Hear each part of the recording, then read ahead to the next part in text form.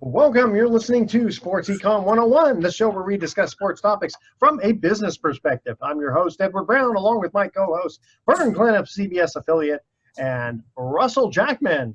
At each commercial break, we're going to ask a sports trivia question, and since we're still in the NBA, just after football, and Mr. Jackman loves the NBA. I might have a chance of winning some of these answers. Yes, you will. Are we giving away a car this week? No, not this week. Okay. Let's see, when we come back from break, because this is just our short intro, talk about a couple of things. Deshaun Watson and J.J. Watt moving on from the Texans. A little bit of Tim Tebow, a little bit of Johnny Manziel. And what about that guy who bet $50,000 on someone running onto the field during the Super Bowl? You heard about that? Yeah. Yeah. And it turns out, though, I think it's kind of weird because I read one story that said that he's not going to get anything because he interfered in it. Obviously, he bet on a guy doing it, and guess what? He was the guy. So he was trying to. Oh, he was the. Oh, really? Yeah, he was like. He bet on himself. Bet on himself, yeah. But hopefully that pays for his legal fees. Well, yeah. Well, you know what? I think he only got fined like $500 for running onto the field. But the thing is, he's trying to collect like a few $100,000, and then in one column I read, it turned out they actually collected like a couple of $100,000. So I don't know if maybe he spread it out or something. I don't understand how that worked, but I mean, how can you bet? How can you have that kind of a bet when you know someone can interfere in it? It's one thing to say, oh, the first touchdown will be made by the quarterback, right? But it's another thing to say, I'll bet on someone running onto the field, and then you create it. All right. Risk reward. Yeah, exactly. This segment of Sports Econ 101 is sponsored by Pacific Private Money, providing mortgage investments currently yielding 7.5%, secured by real estate. Doesn't get any more conservative than that. Check them out at pacificprivatemoney.com. By the way, they have a fund that is almost like a money market fund. No fee to get in, no fee to get out, no holding period, and they're paying a straight 7%. Check them out, pacificprivatemoney.com. Welcome back to Sports Econ 101. Edward Brown here along with Vern Glenn and Russell Jackman. All right, so first of all, Deshaun Watson and J.J. Watt moving on from the Texans. Holy smokes. Can you imagine being a team? Moving on, or is it more like, walking away after the wrecking ball has, smashed the building? Let's put it this way. They're no longer going to be with the Texans. Let's put it that way.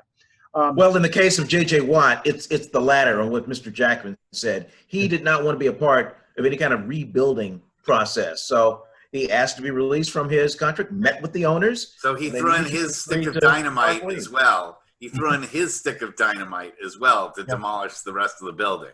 Yeah, well, that's the thing is, can you imagine being one of the other players? You lose your star quarterback, you lose your star defensive end. Well, yeah, and now we're probably going to see other guys wanting to get out of Houston for the same reason. Yeah. Or if they're part of a sinking ship. Yeah, unless now it could be the other thing too. Is let's say you get someone else, and I'm not even sure who else is on the Texans who's like really, really high caliber. But a guy like that might say, "Hey, I want to renegotiate my contract. You want me to stay in Texas because I'm that good with Houston? Show me the money, right?"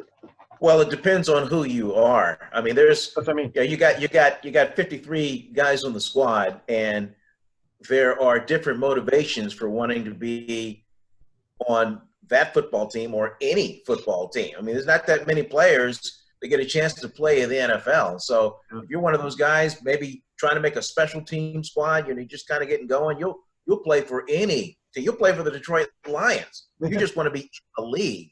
So in the Houston Texans, hey, if it's a chance to be on a roster and get some playing time, then you go ahead and do it. But on the other hand, if you're negotiating with, Houston to try to pick up Deshaun Watson, I mean, now you really don't feel like you have to give them the store and have to trade away, 2 top draft picks plus 2 top defenders or whatever they're talking about. You know that Houston isn't in a position to negotiate. They have their backs now thoroughly against the wall. That Deshaun Watson isn't going to stay. They're not going to spend the year of putting him on the bench and, hoping that offers come in. They're going to have to lower their price for Deshaun and take what's being offered rather than being in a spot where they're demanding that teams trade the farm for Deshaun. I wonder if they're going to turn into the Philadelphia Eagles during that movie Invincible, where they basically just kind of put out a tryout to anybody, and they picked up like one major guy. Remember that? You saw the movie with? Yeah, I don't think it'll quite come to that. I didn't see the movie, but I think they called that the XFL. What you're talking about, the XFL? No. It was funny. They had open tryouts. The Philadelphia Eagles owner was like so frustrated because they had such a terrible team that he put, I think it was in the mid '80s, if I'm not mistaken. He just kind of said, we're just going to have an open tryout to anybody who wants to try out for the team. And they got all kinds of crazy guys going there. And then one of his friends said, hey, you're probably the fastest guy I know, and you play football really well. And he actually did make the team, and he made it as a special. It's not too bad a movie. I think it's called Invincible with Mark Wahlberg. Check it out. Okay. I think in the case of the Texans, just for the pursuit of looking at it from the other side and from knowing that teams will let us know what they want us to know, has anybody actually heard from the Texans other than, hey, we're going to sit down with Deshaun Watson and do what we can to come to a mutual agreement? Has anybody from the Texans said, oh, yeah, we're definitely going to be trading him? And has anybody heard from Deshaun Watson directly on camera or on the radio just saying, no, I don't want to be a part of this. I'm out of here. All I've heard was an agent talking. Has anybody heard anything else? Well, he put it on. He took him off of his Instagram. That's how hey, negotiation's negotiation, and money is money. I mean, he still is a property of the Houston Texans until he isn't. Yeah. Well, I have heard that they were saying that if they were going to get rid of Deshaun Watson, that they wanted, with the 49ers, that they wanted 2 top defenders from the 49ers plus 2 draft picks. So they're looking at trying to get 4 for 1. And you're not going to get that value when you have somebody that isn't going to be playing on that team. They don't have the ability to really rest the highest value out of other teams because of Deshaun, and now with J.J. Watt wanting out too. It just they're not in a position of leverage. It reminds me of like when you play the stock market and you play options, and as time goes on, the option keeps diminishing its value. Same sort of thing. It's like eventually Houston's going to have to take what they can get.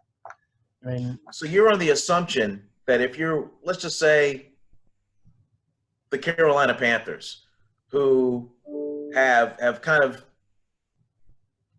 reportedly thought about 2, maybe 3 number ones for Deshaun Watson because they know they need a quarterback that's going to take them to the next level. You're saying that, you know what? Here's a team of the Texans. They're just not as strong as they once were, and they've got a quarterback who may sit out and not even show up once training camp begins. So maybe we don't give them as much in order to get rid of him. Is that the position that you guys are? Worked for Anthony Davis. It worked for James Harden. It's worked for just about everybody. In the end, the player winds up winning those negotiations, those situations. It didn't. How long was Le'Veon Bell out for? Like, didn't he sat a whole season? Yeah, he sat out an entire season, and he was never the same. Well, that is the risk of other teams like the Jets that picked him up and so forth. Yeah. And then if you're James Harden, you just wonder, did you really get what you wanted? Yeah, you're playing for Brooklyn, but you're not taking as many shots. Yeah, Kyrie Irving. He's been told by Kyrie Irving, I'm the shooting guard, you're the point guard. Yeah. And then he goes on and has like 16 assists or whatever against the Warriors and totally cleans up against the Kings. I think Harden has gotten what he wanted, and he's on one of the top teams in the East as opposed to Houston, which is a dumpster fire right now. True. Good point. Yeah. So, boy, the city of Houston is not going to have much to show for itself after this year, I think. Well, let's see. What about the Astros? Oh, yeah. Yeah, they've been depleted. Yeah. Yeah. Houston's really kind of taken it in the shorts, haven't they? They have. Yeah, and it wasn't too long ago where all 3 teams were strong. Yeah. You know? What about their hockey team? Oh, yeah, that's right. They don't have one, do they? Yeah, work in progress there. Bring back the man, Oilers. That's sad. That's sad. Maybe. Let's see. How close is Houston to San Antonio? We can kind of take, sort of right on the coattails of the Spurs.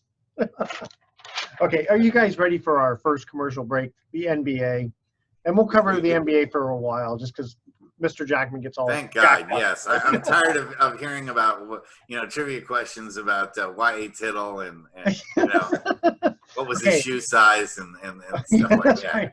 Okay, in the NBA in 1928. No, I'm just kidding. Actually, when did it start? In the 1947. 47. Okay. Don't worry. We're not going to go back that far. All right. Here's our first trivia question. This basketball legend played from 1992 until 2001 with 6 different teams over his career. Yet, in that time, he only ever scored 1 3-pointer. Who was he? Wow, that's a tough 1 one. 3-point. Well, let's see here. Probably a big man. So, yeah, because it's not going to be Steph Curry. Yeah. 1 3-pointer. 1992 to when? 1992 until 2011. 6 different teams. 2011. Oh. 2011, yeah. So he had, that's a pretty good career. Only had 1 3-pointer. Played with 6 different teams. Okay. I'm not going to tell you which teams because that'll probably give it away. Wow. But you'll definitely know the name. It's 1992 not to obscure. 2011. I mean, that's a long span. Yeah. It was 19 years. I didn't realize he played the 92 to 2011. That's what I'm showing. Wow. A long time. I didn't realize he played that long. Yeah. Right. I give up. I have, but well, I know maybe it was. We've got a commercial break. Yeah, maybe it was 2002 to 2011. No, I'm just kidding. Okay, all right. Yeah, no, wait a minute. You know what? That's got to be a mistake. I apologize. It can't be 1992. I apologize. I think it's 2002 to 2011. All right, stay with us. Sports Econ. Doesn't make it much We'll be easier. right back.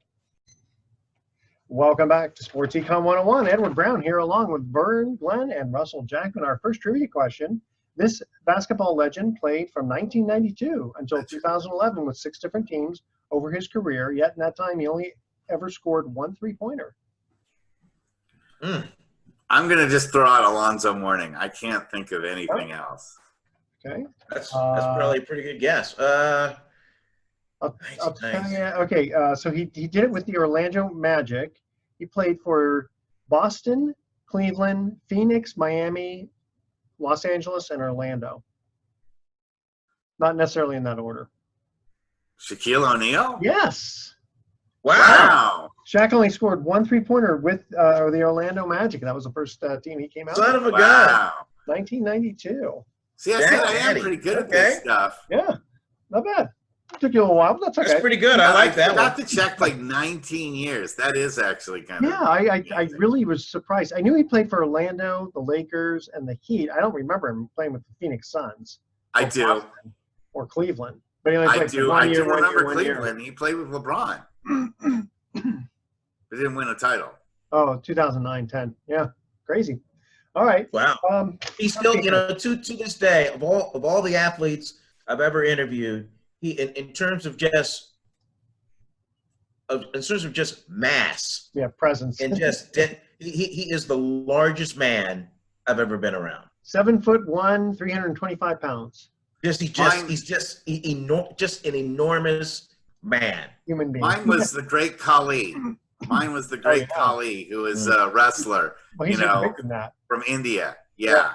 Yeah, he's he's 6'11" or 7 feet and about 400 pounds. And when he would shake your hand, his entire hand goes over your hand like you're a small child, like you're a tiny baby fitting your hand inside of his.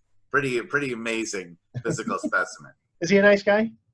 Shaq or Dalip? Dalip. Oh. Dalip doesn't speak English very well at all, and he's a very simple-minded guy. Yeah. His life is professional wrestling, and he was found by this weird. Now in the world of wrestling, they have some weird people, but nobody is weirder or stranger. Gave me the weirdest vibe than this guy named Dr. Kumar, who was the guy who found Dalip literally in the gutter in India and took him to his basement and just said, here's some weights, lift them. And that's all Dilip did. I mean, when you're in India and you're part of the lower caste, you're part of the undesirables, that's where a Dilip was considered. Even though he's worth millions and millions of dollars right now, he still doesn't get a lot of respect in India because he's part of that lower caste. And it doesn't matter what you do in your life. If you're part of the lower caste, you're worthless. Huh.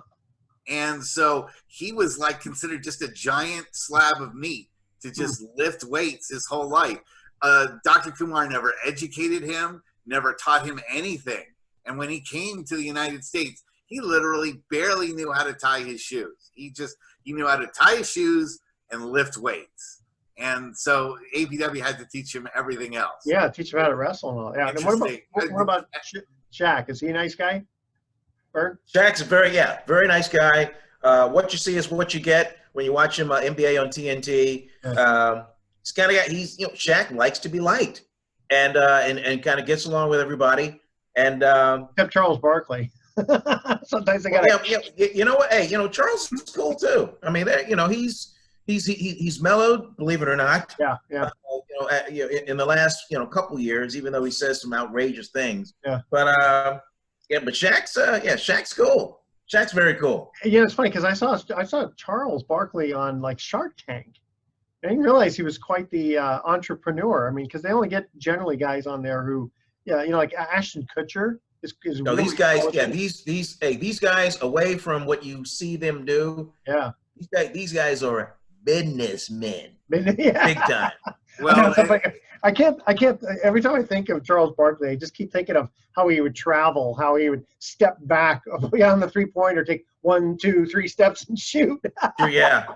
Hey, who's really like a scary, busy businessman? Magic Johnson.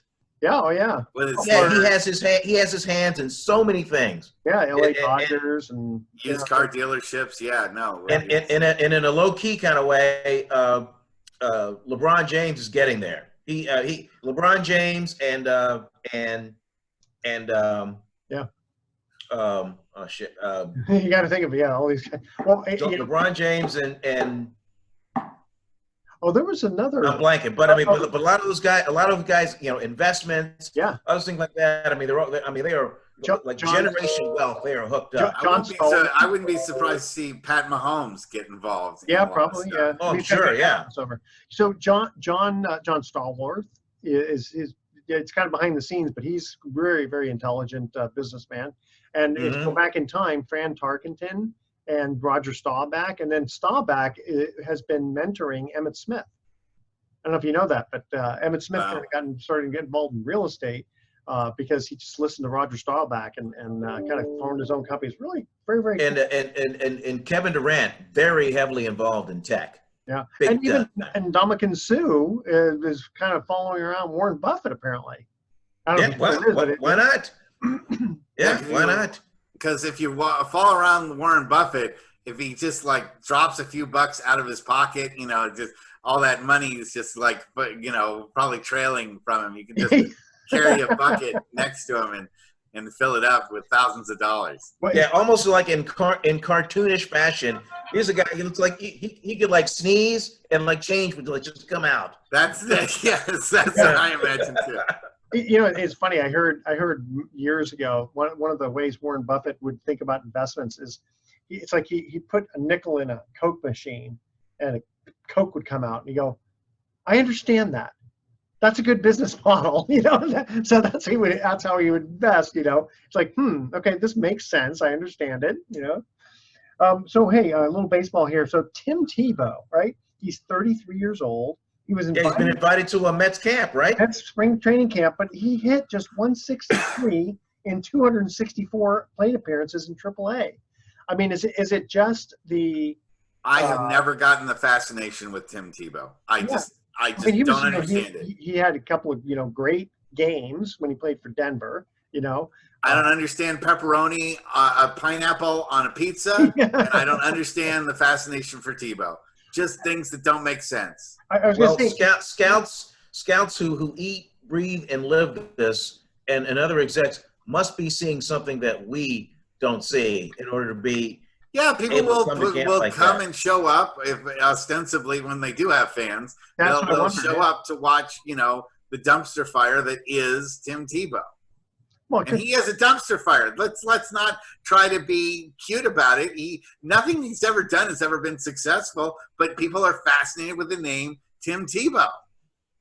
well, he did very well in college, and then he started off fairly well in the NFL, and then he had a couple of great games.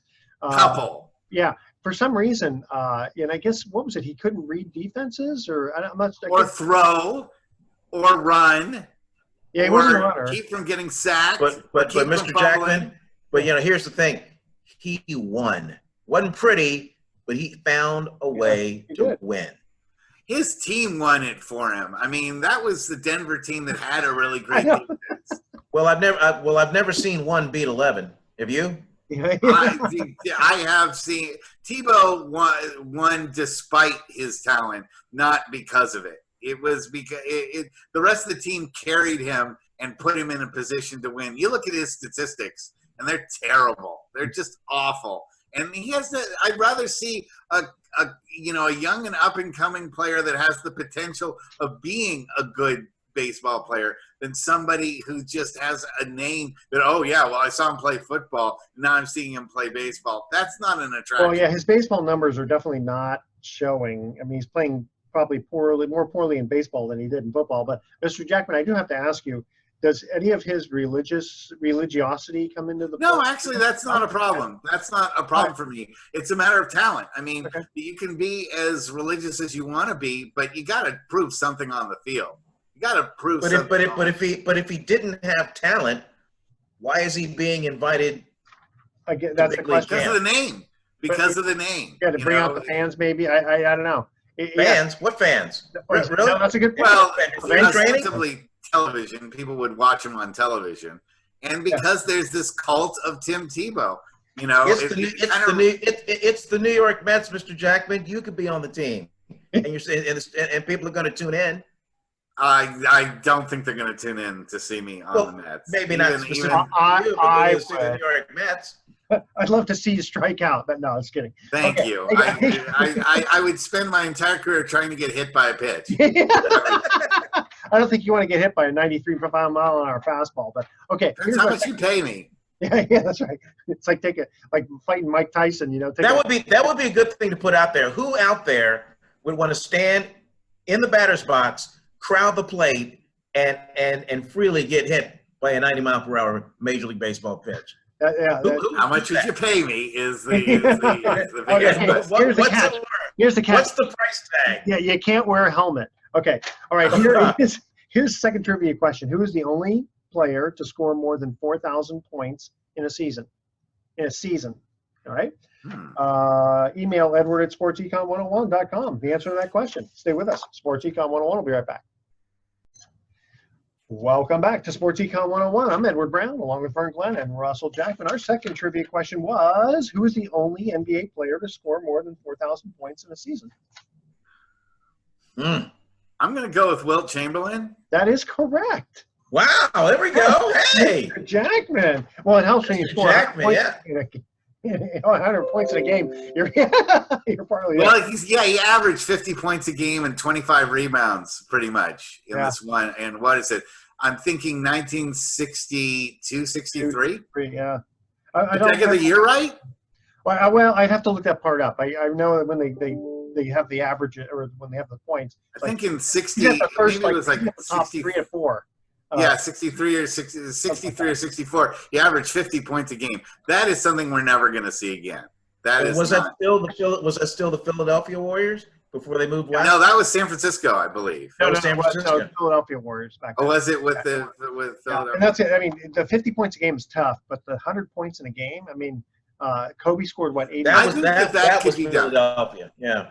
I believe that 100 points in a game.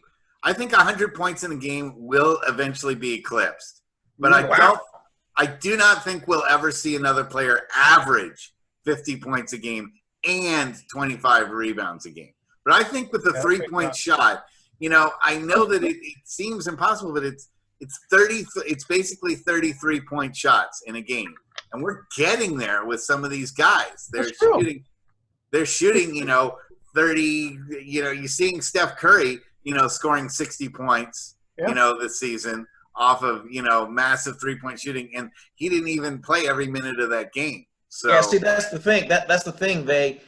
These big time guys, their minutes are controlled. Curry doesn't play any more than 32, 34 minutes a game. So that's a good point. Look at Klay Thompson with his 37 points in a quarter. In a quarter, yeah. So you just do that for 3 quarters, and you got yourself 100 points. Just as simple as that. Just as simple as that. Okay, so and number 2 wasn't Kobe had scored 81, and then the Admiral had scored, I think, like 80 or 79. 78, I thought. 78, really high. So that's getting kind of close. Just a few more 3-pointers, and then you're there. But Vern's right though. That's the problem is a lot of these guys they get taken out. Protect them. They don't need to. They're looking for the wins, not the individual. I mean, a guy would have to play at least 45 minutes of the game, I would think, to have a shot at doing that. Yeah. No, definitely. Let's see. Okay, Johnny Manziel is back with the Zappers. A fan. Yeah, what's the league? It's a fan-controlled football league, FCFL or something, where the fans call the shots. I don't know exactly how it works. But how's the league form? I mean, how are the rosters? Well, it's 4 cities? 4 teams. 4 teams. I got to look and see where they're all playing. See, this is where Tim Tebow should be involved. Yeah, maybe. This is the kind of thing that I would figure. They only compete for 1 hour, and it's 7-on-7 with a matchup on the 50-yard line. I don't know enough about that. I just thought it was kind of interesting. Suddenly you read about Johnny Manziel. So the XFL lives, is what you're saying. Yeah, but the XFL was definitely closer to NFL than this. You take what you want out of it. This is seven-man football, right? Yeah, 7-on-7. It's sort of like arena football in a way. Except because they're starting on the 50-yard line. There's some high school teams that play 8-man football. Huh. Well, trying to get enough people to play maybe is the issue there, right? I think I will watch the video game version of the Pro Bowl before I watch this cluster F. Don't you want to see Manziel throw a touchdown so we just go like this? Yeah. That's like a big thing. Boy, there's one guy, that's sort of like the Ryan Leaf situation. Guy comes out. Maybe worse because he had so much hype out of college. I mean, Ryan Leaf didn't have that much hype going in, Nobody beat out Peyton Manning, though, for first-round draft. One of the big regrettable choices of modern sports, I think. But the common denominator with both those guys who had ability, ego was up here. There's a game up here, and that was the X factor. Yeah, and it's and Manziel. I mean, he's kind of a small guy, isn't he? Isn't he kind of short? Like a shorter guy, but he made plays. He could make all the throws. Yeah. Well, Doug Flutie was like that too. He was a little guy, but boy, he sure could. But Doug Flutie was focused on winning. Yeah. And Manziel was focused on just about everything else other than football once he got into the NFL. Yeah, sadly. But when he was in college, though, wasn't he pretty focused? Yeah, they called him Johnny Football. Yeah, I mean, Texas A&M, he was the man. Sure, you just make it happen. He beat Alabama. Yeah, and it's funny because they interviewed him on this Zappers thing, and he even said, I don't really, not a big deal to whether I come back to the NFL. I'm not really even looking at shooting for it. Mm-hmm. It's I guess maybe. Well, that's because he's been drummed out of there. Why would you want to come back to a place that didn't want you? He must have been he must have been asked a question if this was a going this route would be a route that would lead him back into the NFL. Yeah, that's the question. Yeah. The NFL is not going to pick him back up, guaranteed. No. They'll take. But the Mets might be interested. And let's face, the NFL is not for everybody. It really isn't. I mean, everything has to fall in line for you to even make the team. I'm not talking about going to camp and lasting through a couple of cuts. I mean to make the team. But there's probably a spot for him on the Mets. Yeah. somewhere. On the Mets. Yeah. Well, Um, you gotta, I'm you gotta make the team. You gotta accept the fact that, that this is the job that you have, Yeah. and you need to do your job every single time you're in there. You're not in college anymore, sweetheart. That's I true. wonder. I mean, I kind of think that he made enough money in the beginning to kind of cover, you know. He sure life. partied a lot, and people that party a lot tend not to keep that money. You know, That part is true. And I guess he's not in long. He wasn't in long enough to get a pension or anything like that. No, but I mean, but he got a massive signing bonus, as I recall. I mean, Yeah. most do. I mean, that's really what you're playing for. Yeah. So, So like Russell says, when- you know, if you snort it all up, you're yeah. I mean, when you get that kind of money, it's like dumping all the food at the top of the goldfish bowl. You know, the goldfish doesn't know to stop eating, and Johnny Manziel didn't know how to stop partying, and he had lots of money to party with. And I know he was in a lot of casinos and a lot of, you know, partying in a lot of different places, and that money goes fast if you don't keep track of it, because everybody's got their hand out, and it's easy. You know, you'll have lots and lots of friends if you're buying all the rounds at all the bars. Sure. But you know, a couple of weeks later, you realize your bank account doesn't reflect, you know, your friends. And you're that 22 years old. You know how much you know about life and planning, and you think you're invincible. And But Johnny never had that. He was always insulated from that. You know, the implications of his actions were he never had to deal with them when he was in college. And everyone always made excuses for him. And was he a big partier in college too? Yeah, he was. But, you know, it didn't matter because it's Texas A&M. He was the biggest man there, and he was untouchable. But once you get to the NFL, your feet become made of clay. You know, you don't have this situation where, you know, everyone will make excuses for you all the time unless you're Tim Tebow. If he had only taken his bonus money and listened to one of Edward's 5,000 money shows, we could be talking about a different story right now. We could have been. Absolutely. Listen, I don't know everything, but it's you either make more income or you spend less. And if you live within your means and be content. You don't have to be living off peanut butter and jelly and beans all the time. You know, it's just it's a matter of you pace yourself. Right? I know NFL players. I know guys who pretty much, you know, have the first dollar that they made. They got into the league. They bought a, you know, Toyota Tundra. Yeah. You know, just just stored away their game checks, and that's what they're living on now. Actually, was it Gronk or was it J.J. Watt who had that attitude?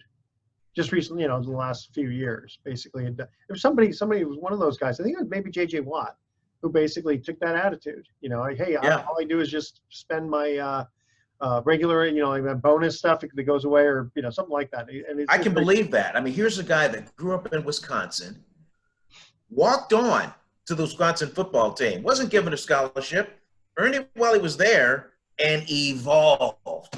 So I think if you come from humble beginnings, maybe you just stay that way. You know who's like that? Madison Bumgarner. Yeah. Yes. He gave his wife a cow for their wedding anniversary. He did. Yeah, he did. North Carolina, I think, comes from, right? Yes. Yeah. And the town is so small. Almost everybody in town is related. Almost all of them are Bumgarners. Well, also, you know, a lot of it really has to do with how your upbringing. I mean, it's really how were you raised? Like Vern, you're a superstar here in the Bay Area, and yet you've got you've got a great humble spirit. In fact, I was just telling someone about that. I said, I don't think there's I don't know there's a human being on this planet who doesn't love you. Okay, or like you know what I mean? You're just one of those guys. And I'm thinking you probably had awesome parents. I've never met your parents, but I got to think that they raised you well. Big Vern and Barbara, they had a pretty good way of keeping you in check. Still do today. Yeah. Just talked to Mom yesterday. So they were. That's one thing I could say about that. I remember when I was a kid. And all these other parents, you know, they'd be, you know, taking these trips and whatnot. And you're like, hey, Mom and Dad, how come you guys never, how come you guys never take vacations or like that? And They're like, son, hey, we, you and your sister, I mean, they're a lot of money. We got to live within our budget. That was like, and they were right. Yeah, they were right. I mean, you didn't live in a cave. I mean, you probably did what, either camping trips or less expensive. Yeah, there was there was stuff like that, but I mean, but we weren't going to the Garopalos or Galapagos, whatever that island is. But we're not Galapagos. taking lavish trips. We didn't have a yacht. I wasn't walking around with an ascot. Yeah. It wasn't like that. But they, mom and dad made sure that my sister and I had what we needed. Exactly. And that was it. Wait, you didn't go to the Jimmy Garoppolo Islands? What is that called? Galapagos. Thank you. My dad was so cheap. That he's a doctor. He made a lot of money, but he just cared. He was so afraid of losing money because of the growing up in the Depression.